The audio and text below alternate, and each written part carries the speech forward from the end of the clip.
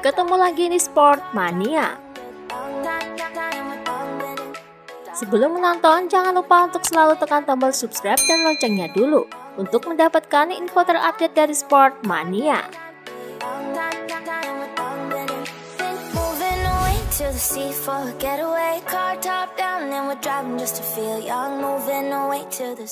Carl Crutchlow memberikan komentar mengenai kans dirinya turun di salah satu balapan MotoGP pada musim ini sebagai pembalap wildcard di tim Yamaha.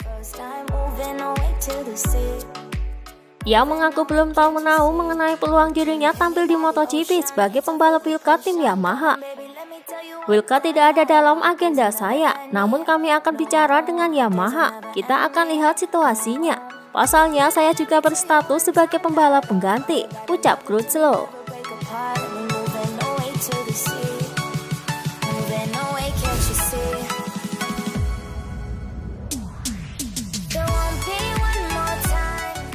Johan Zarco menggila pada hari keempat uji coba pramusim di Qatar. Dalam daftar top speed uji coba pada 6-7 Maret lalu, Zarco menjadi yang tercepat dengan 351,7 km per jam.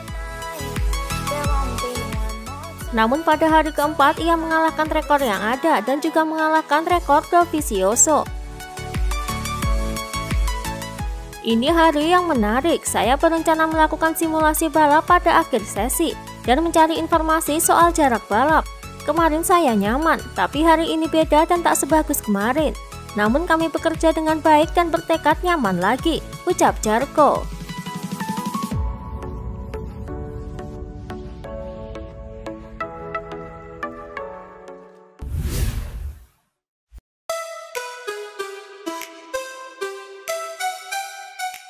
Takaki Nakagami menolak untuk divaksin COVID-19 di Qatar. Ia merasa belum yakin dengan vaksin COVID-19 yang diberikan di Qatar. Kali ini saya memutuskan untuk tidak melakukannya, karena saya belum memiliki banyak kepercayaan dan saya membutuhkan lebih banyak informasi tentang vaksin itu, ucap Nakagami.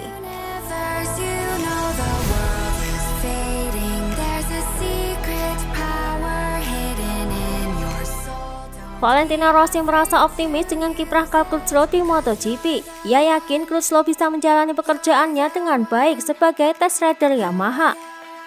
Sekarang tampaknya semua telah bekerja dengan baik. Kami memiliki tim penguji yang bagus dengan Crutchlow dan Galbusera. Carl sangat termotivasi dan akan membantu kami, ucap Rossi.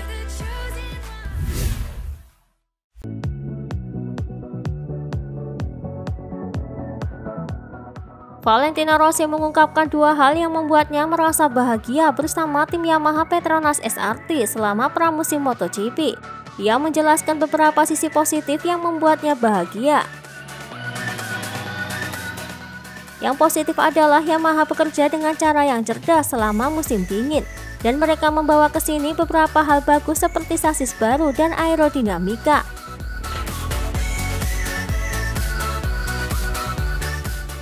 Ini sangat penting karena bagi saya dalam beberapa tahun terakhir kami memiliki banyak masalah yang harus diperbaiki.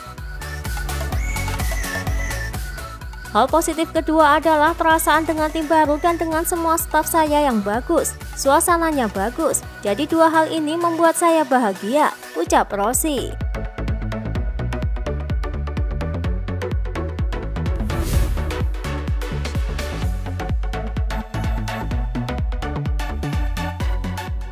Tiupan angin kencang di sekitar Rosail memaksa Valentino Rossi tak keluar garasi pada hari terakhir tes pramusim. Ia merasa sedikit kecewa dengan kondisi sirkuit pada hari terakhir. Pasalnya ia tengah membangun momentum yang bagus dalam 5 hari tes pramusim. Ia sedih karena hanya bisa duduk diam saja di garasi sepanjang hari terakhir. Kami membuang 1 hari penuh, tetapi untungnya kemarin kami mengerjakan semua yang penting. Sungguh mengecewakan karena kami sebetulnya mempunyai beberapa hal menarik untuk dicoba, termasuk simulasi balapan. Namun sisanya cukup positif, terutama keseimbangan karena dalam 2 hari terakhir kami memperbaiki banyak aspek di motor, ucap Rossi.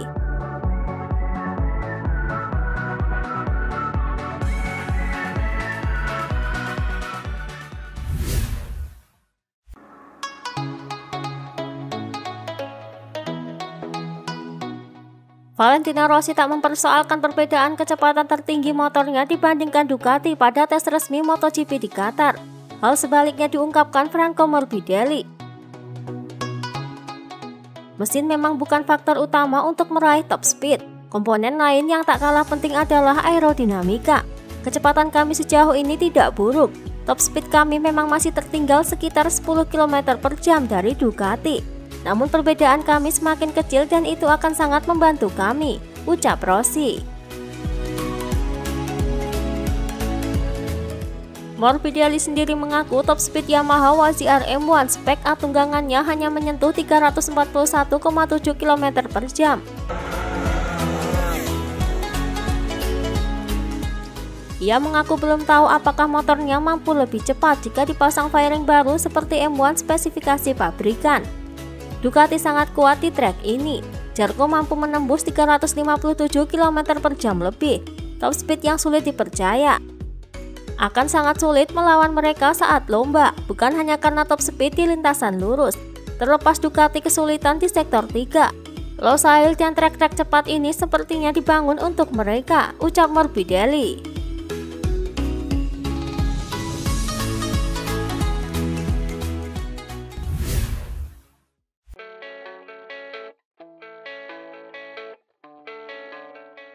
Joan Mir terkesan dengan kecepatan Ducati sepanjang tes pramusim di Qatar. Ia pun menghimbau Suzuki untuk terus bekerja keras meningkatkan motor GSX-RR. Ia juga meminta Suzuki mewaspadai kecepatan Ducati dan berusaha meningkatkan hal tersebut agar tak kesulitan saat menghadapi pabrikan Italia itu. Johann Zarco melaju 14 km per jam lebih cepat daripada kami. Itu cukup menakutkan bagi kami. Kami akan memiliki masalah untuk menghadapi mereka. Kami memiliki kecepatan yang sama seperti Yamaha. Jika ingin menyamai level Ducati, kami harus melakukan peningkatan besar. Jika tidak, maka kami harus membuat jarak dengan mereka di area lain, agar tidak perlu menghadapi mereka di sektor trek lurus. Dan jarak ini harus sangat besar, ucap Joan Mir.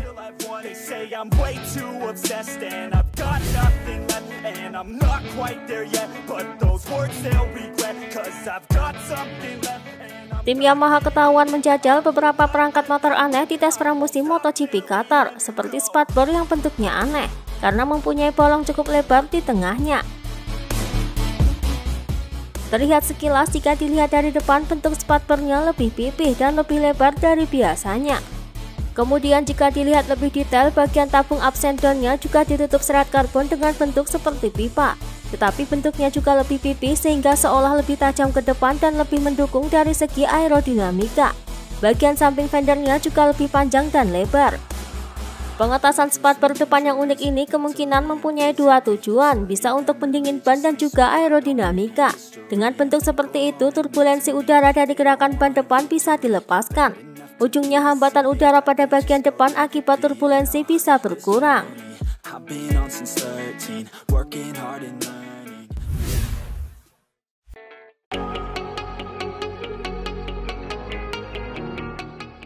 Alex Rins dibuat pusing dengan sasis baru GSX-RR karena belum memberikan dampak besar. Ia berharap timnya menemukan setup tepat jika ingin menggunakan sasis baru dalam menghadapi MotoGP 2021. Pasalnya saat ini ia masih nyaman dengan motor lama yang membuatnya tampil kompetitif sepanjang 2020. Kami kembali menggunakan sasis yang rencananya ingin kami gunakan pada 2021. Tapi bagian depan motor menunjukkan sedikit masalah. Kami akan mencoba memahaminya dan menarik kesimpulan, ucap Alex Rins.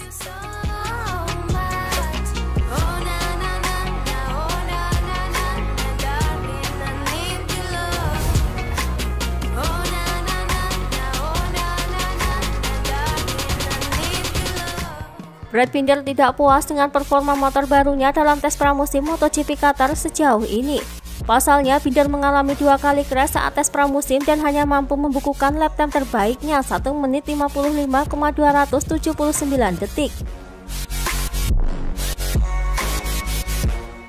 Ia merasa hanya buang-buang waktu saja melakukan tes pramusim di Qatar.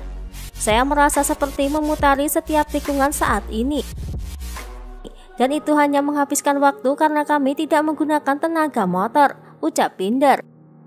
Binder pun menjelaskan bahwa masalahnya berasal dari front end RC16, namun ia percaya KTM telah menemukan arah untuk memperbaiki kendala yang ia hadapi. Saya merasa saat ini saya cukup berat di bagian depan, dan hal kecil apapun yang terjadi cenderung berakhir di dalamnya. Saya tahu kami mempunyai rencana yang bagus, dan saya yakin kami akan meningkatkan cukup banyak, ucap Binder.